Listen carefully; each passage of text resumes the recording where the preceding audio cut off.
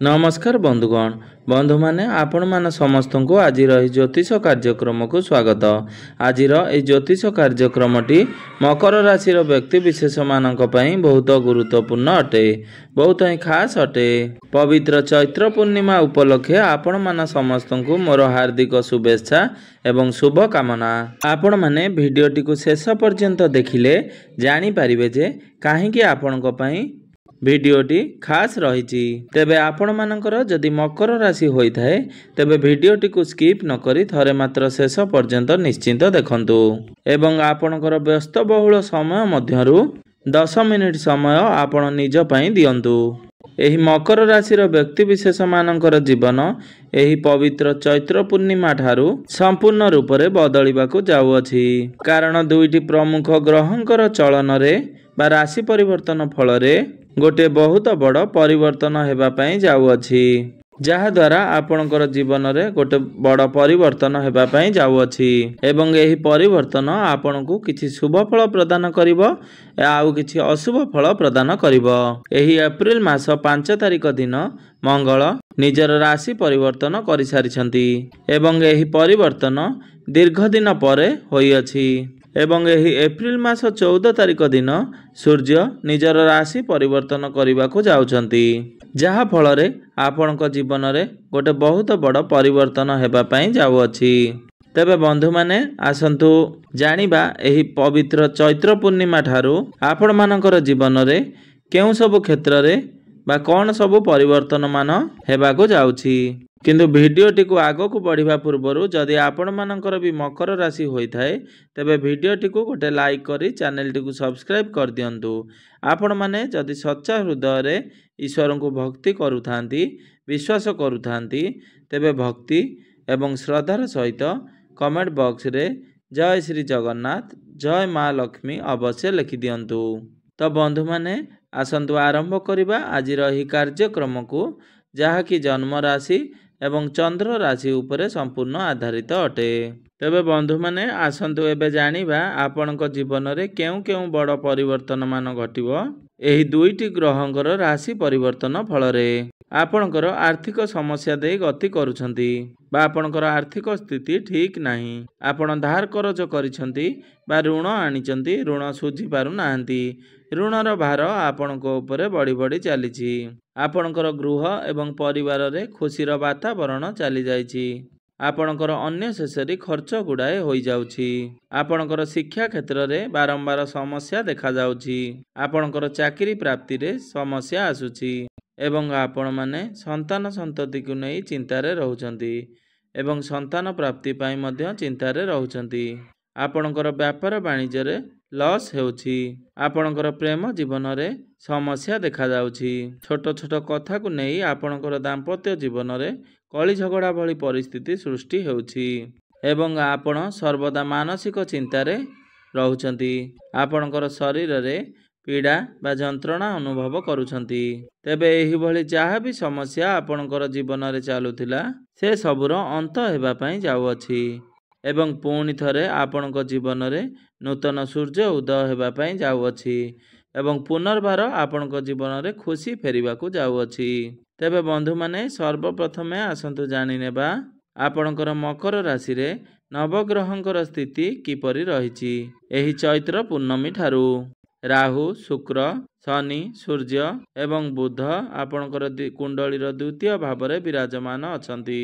देवगुरु बृहस्पति आपणक कुंडलीर पंचम भाव रे विराजमान अछंती। षष्ठ भाव रे मंगल विराजमान अछंती। केतु आपणकर नवम भाव रे विराजमान अछंती, जहा फल रे सेही गृह गुड़िकरे सेमानकर प्रभाव बहुत अधिक रहिबो। एही एप्रिल मास 5 तारिख दिन मंगल आपणकर केंद्र को विराजमान करिवे एवं केंद्रर सप्तम भावटी को प्रभावित करिवे। तो बंधु माने आपणकर स्वास्थ्य किपरि रहुछि सर्वप्रथमे आलोचना करिबा। एही पवित्र चैत्र पूर्णिमा परे आपणकर स्वास्थ्य ठीक ठाक रहिबो। जदिबा किछि आपणकर ऋतुकालीन समस्या देखा जाउछि ताहा मध्य दूर होइजिबो। आपण निजको ऊर्जावान अनुभव करिवे। जदिबा आपणकर स्वास्थ्य रे पूर्वरु किछि समस्या चलीथिला तो से सबुरे आपणकर सुधार आसीबो, ताहा संपूर्ण भाव रे दूर होइजिबो। କିନ୍ତୁ ଆପଣଙ୍କର ବ୍ଲଡ଼ ରିଲେଟେଡ୍ କିଛିଟା ସମସ୍ୟା ଦେଖାଦେଇପାରେ।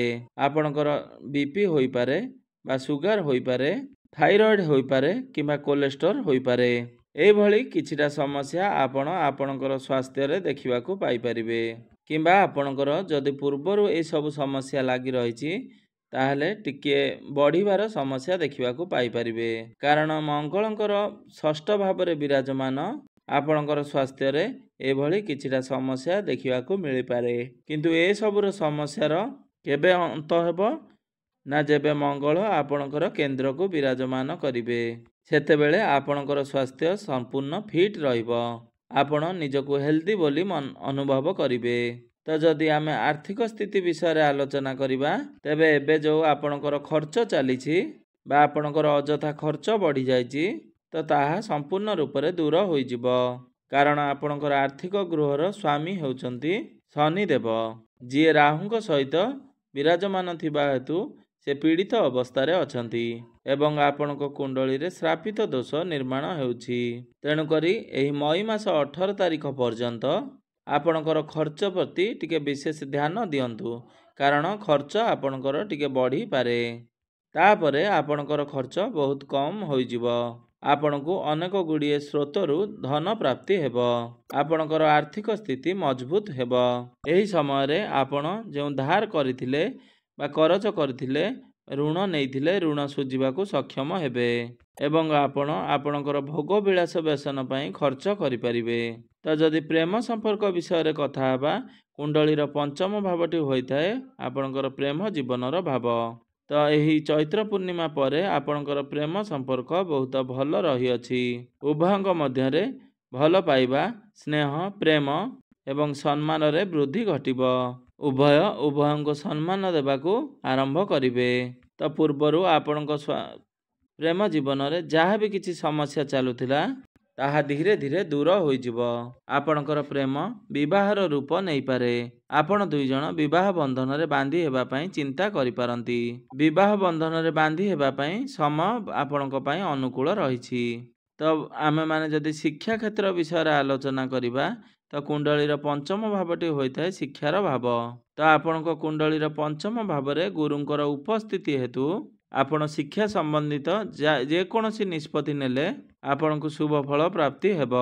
ଆପଣ କମ୍ପିଟେଟିଭ୍ ଏକ୍ଜାମ୍ ଦିଅନ୍ତୁ ବା ଇଣ୍ଟରଭ୍ୟୁ ଦିଅନ୍ତୁ ବା ଏଣ୍ଟ୍ରାନ୍ସ ଦିଅନ୍ତୁ, ଆପଣଙ୍କୁ ସେଠାରେ ଶୁଭ ଫଳ ପ୍ରାପ୍ତି ହେବ।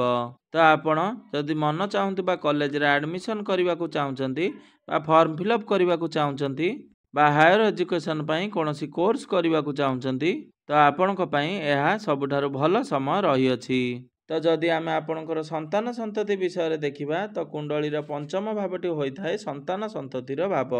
ତ ଆପଣଙ୍କୁ ସନ୍ତାନ ପ୍ରାପ୍ତି ପାଇଁ ବହୁତ ଭଲ ସମୟ ରହିଅଛି। ଆପଣ ଏହି ସମୟରେ ଫ୍ୟାମିଲି ପ୍ଲାନିଂ କରନ୍ତୁ କିମ୍ବା ସନ୍ତାନ ସନ୍ତତି ପ୍ରାପ୍ତି ପାଇଁ ଆପଣ ପ୍ରୟାସ କରନ୍ତି, ତ ଆପଣଙ୍କୁ ଶୁଭ ଫଳ ପ୍ରାପ୍ତି ହେବ। ଆପଣ ସେଥିରେ ସକ୍ସେସ୍ ହେବେ।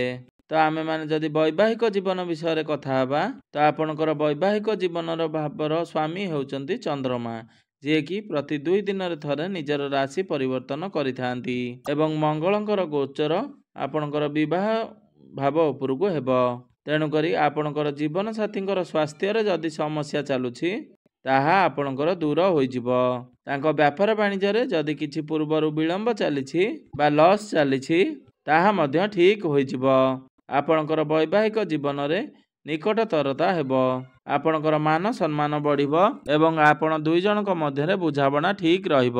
ଆପଣଙ୍କର ଜୀବନସାଥୀ ଆପଣଙ୍କ ସହିତ ସମୟ ଅତିବାହିତ କରିବେ, ଯାହା ଫଳରେ ପୂର୍ବରୁ ଆପଣଙ୍କର ଯେଉଁ ସମସ୍ୟା ଚାଲିଥିଲା ତାହା ଧୀରେ ଧୀରେ ଦୂର ହୋଇଯିବ। ତ ଆପଣ ଯଦି ଆପଣଙ୍କର କର୍ମକ୍ଷେତ୍ରକୁ ଆମେମାନେ ଦେଖିବା, ତ ଆପଣଙ୍କର କାର୍ଯ୍ୟକ୍ଷେତ୍ରଟି ବହୁତ ଭଲ ରହିଛି। ଆପଣଙ୍କର କାର୍ଯ୍ୟକ୍ଷେତ୍ରରେ ସକାରାତ୍ମକ ପରିବର୍ତ୍ତନ ଦେଖିବେ। ଆପଣଙ୍କୁ ଉଚ୍ଚସ୍ଥ ଅଧିକାରୀଙ୍କ ଠାରୁ ସମ୍ମାନିତ ମଧ୍ୟ ହେବେ। ଆପଣଙ୍କୁ ମାନ ସମ୍ମାନ ଏବଂ ପଦ ପ୍ରତିଷ୍ଠା ପ୍ରାପ୍ତି ହେବ। ଆପଣଙ୍କର ସାଲାରୀରେ ବୃଦ୍ଧି ଘଟିପାରେ। ଆପଣଙ୍କର ପଦବୀ ମଧ୍ୟ ଚେଞ୍ଜ ହୋଇପାରେ। ଆପଣଙ୍କୁ ପଦୋନ୍ନତି ମଧ୍ୟ ମିଳିପାରେ ଏବଂ ଆପଣମାନେ ଯଦି ଟାର୍ଗେଟ୍ ବେସିକ୍ରେ କାମ କରୁଛନ୍ତି ତାହେଲେ ଆପଣଙ୍କର ଟାର୍ଗେଟ୍ ନିଶ୍ଚୟ ପୂରଣ ହେବ। ଆପଣଙ୍କର ଉଚ୍ଚ ଅଧିକାରୀଙ୍କର ପ୍ରିୟଜନ ମଧ୍ୟ ହୋଇପାରନ୍ତି। ଆପଣଙ୍କର ଏହିସବୁ କାମ ଆପଣଙ୍କର ସହଯୋଗୀମାନଙ୍କୁ ବା ସହକର୍ମୀମାନଙ୍କୁ ବହୁତ ପସନ୍ଦ ଯୋଗ୍ୟ ହେବ। ତ ବ୍ୟବସାୟୀମାନଙ୍କୁ ଦେଖିବା ତ ବ୍ୟବସାୟଟି ବହୁତ ଭଲ ରହିଅଛି। ଆପଣଙ୍କର ବ୍ୟାପାରରେ ଲାଭ ଦ୍ୱିଗୁଣିତ ହେବ। ଆପଣଙ୍କର ବ୍ୟାପାର ବାଣିଜ୍ୟରେ ଯେଉଁ ଲୋନ୍ ବା ଧାର କରଜ ଚାଲିଛି ତାହା ସମ୍ପୂର୍ଣ୍ଣ ରୂପରେ ଦୂର ହୋଇଯିବ। ଆପଣଙ୍କର ବ୍ୟବସାୟରେ ବହୁତ ଭଲ ହେତୁ ଆପଣଙ୍କର ଆର୍ଥିକ ସ୍ୱଚ୍ଛଳତା ହେବ ବା ଆର୍ଥିକ ସ୍ଥିତି ମଜବୁତ ହେବ। ତ ମୋଟାମୋଟି ଭାବରେ ଦେଖିବାକୁ ଗଲେ ଏହି ଚୈତ୍ର ପୂର୍ଣ୍ଣିମା ପରଠାରୁ ଆପଣଙ୍କର ବହୁତ ଭଲ ସମୟ ଆସୁଅଛି। ତା ସହିତ ଆପଣଙ୍କର ରାଶିରୁ ଶନିଙ୍କର ଶାଢ଼ୀ ସାଥୀ ସମାପ୍ତ ହୋଇଯାଇଛି। ତେଣୁକରି ଆପଣଙ୍କର ଭାଗ୍ୟ ନୂଆ ମୋଡ଼ ନେବା ପାଇଁ ଯାଉଅଛି। ତ ବନ୍ଧୁମାନେ ଏବେ ଆସନ୍ତୁ ଜାଣିନେବା କିଛି ବିଶେଷ ପ୍ରତିକାର ବିଷୟରେ। ଯେଉଁ ପ୍ରତିକାର ଗୁଡ଼ିକ କରିବା ଦ୍ୱାରା ଆପଣଙ୍କର ଯେଉଁ ଅଶୁଭତ୍ୱ ଗୁଡ଼ିକ ରହୁଛି ସେଗୁଡ଼ିକ ଦୂର ହେବା ସହିତ ବା ଖଣ୍ଡନ ହେବା ସହିତ ଆପଣଙ୍କୁ ନୂତନ ଶୁଭ ଫଳ ପ୍ରାପ୍ତି ହେବ ଏବଂ ଆପଣଙ୍କର ଭାଗ୍ୟରେ ଉନ୍ନତି ଆସିବ। ତ ସର୍ବପ୍ରଥମେ ଆପଣ ପ୍ରତ୍ୟେକ ଦିନ ଶନିଙ୍କର ବୀଜ ମନ୍ତ୍ରର ଜପ 108 ଥର ନିଶ୍ଚୟ କରନ୍ତୁ ଏବଂ ଆପଣ ପ୍ରତ୍ୟେକ ଦିନ ହନୁମାନ ଚାଳିଶାର ପାଠ ଅବଶ୍ୟ କରନ୍ତୁ। ଏହା ଆପଣଙ୍କ ପାଇଁ ବହୁତ ଲାଭଦାୟକ ହେବ। ତ ବନ୍ଧୁମାନେ ଆପଣଙ୍କର ଜୀବନ ମଙ୍ଗଳମୟ ହେଉ, ଏହା ହିଁ ଈଶ୍ୱରଙ୍କ ନିକଟରେ ମୋର ଏତିକି ପ୍ରାର୍ଥନା। ଧନ୍ୟବାଦ।